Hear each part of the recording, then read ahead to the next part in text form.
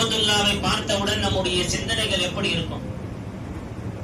காபத்துல்லாவை பார்க்க வேண்டும் என்று சொந்த பந்தங்களை விட்டு, வியாபாரங்களை விட்டு, குழந்தைகளை விட்டு காபத்துல்லாவை பல வருடங்களாக கிப்லா கிப்லா கிப்லா என்று பார்த்து தொழுதோமே, அப்படிப்பட்ட கிப்லாவை பார்க்கும் பொழுது நம்முடைய சிந்தனை எப்படி இருக்கும்?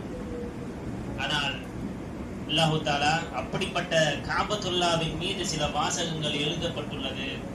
லா இலாஹ இல்லல்லாஹுல் மலிக்குல் ஹக்குல் முபீன் முஹம்மதுர் ரசூலுல்லாஹி ஸாதிகுல் வஅதில் அமீன். என்ன வாசகம்?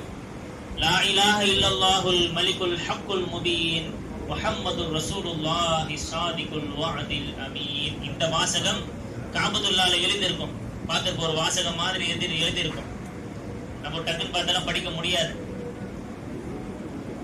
ஹதீஸுல் குத்ஸில் வருகிறது, எந்த நபர் இந்த விக்ரை அதிகமாக ஓதுவாரோ அல்லாஹ் தஆலா அந்த நபருக்கு பரக்கத்துகளை